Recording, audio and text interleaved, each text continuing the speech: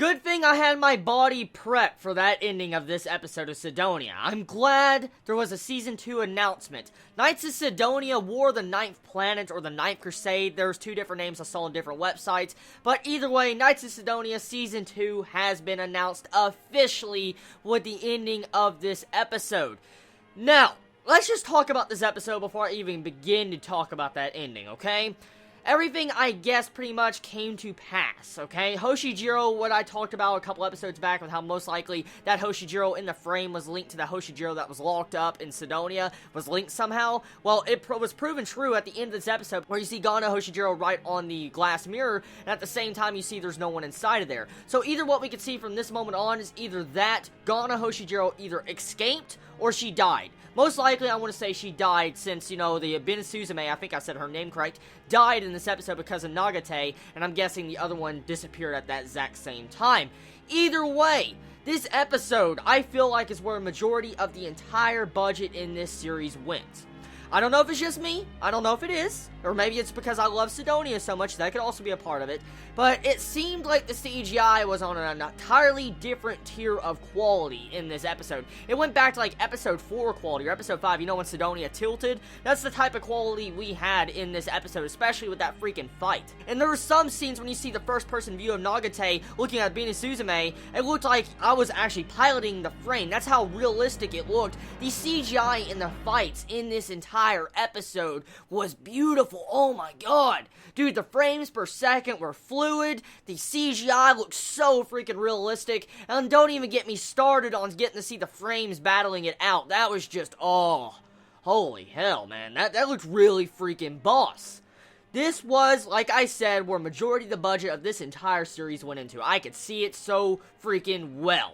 I mean, that animation quality of the CGI was just brilliant and phenomenal. I love this CGI in this. And the thing is, okay, a lot of people are quick to judge Knights of Sidonia because of its CGI. That's why a lot of people will not want to watch this series, because they're used to the standard animation art style we normally see in anime, which I don't put no one down if you prefer that style. I even do prefer that style.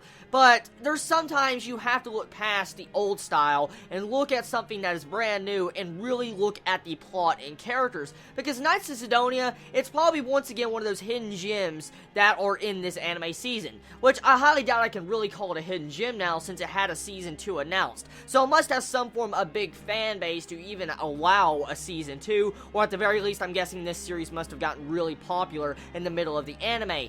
Either way, I am happy. I am really happy that this is getting a Season 2, and my expectations of this series, it was a lot better than when I first began. I mean, I knew it was going to be good. I heard a lot of good things about Sidonia. I saw it in my local bookstore, all the manga volumes, and it looked really awesome. But I didn't think this series would be this good. Honestly, I didn't. From the first episode I stepped in, it's a completely different series. First episode's kind of boring and just, you know, tame. There's not much going on besides till the end. And then you go into the next episode, you're like, holy hell, this is good. And so, honestly, I guess give this series about 3 to 4 episodes if you're on the fence with Knights of Sidonia and if you don't know if you want to watch this or not. Because this series has a lot to offer. Like I've said many times before, any fan of Attack on Titan most likely might like this series, or at the very least, if you want to compare it to Attack on Titan, you can't say that Sidonia ripped off Attack on Titan, because the manga volumes came out before Shingeki no Kyojin. So I'm letting you all know that right now if you still feel like, you know, Sidonia ripped off of Attack on Titan.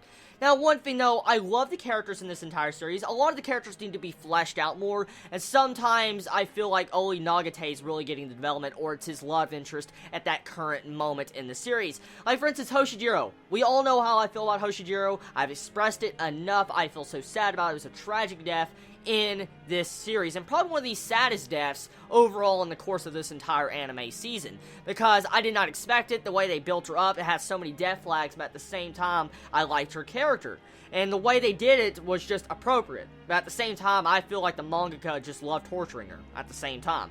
Now, we have this new love interest that looks like she's been introduced, I've been noticing for the past couple episodes, Izana. I thought she was clearly going to die in this episode. I saw death flags a couple episodes ago, I've been seeing them. She may not die in this episode, like I said, but most likely she will die in the future for these death flags I saw to pop up. Or I could be wrong, and this can be the person that most likely Nagate will get with.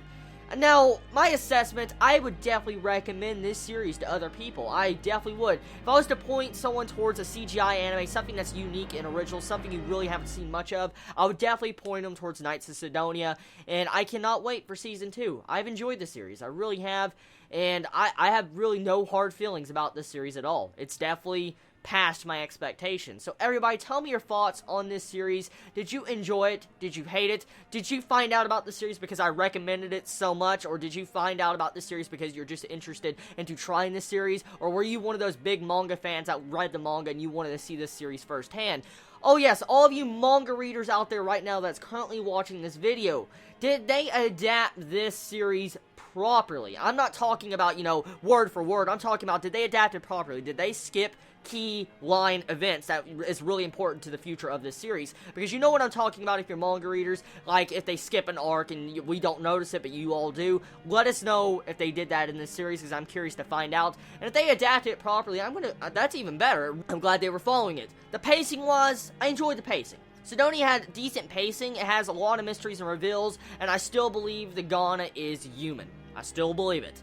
Well, this is going to conclude my final review on Knights of Sidonia Season 1. Everybody, I love you all so much, and look forward to Knights of Sidonia Season 2 coming November 23rd. Love you all. Chibi out.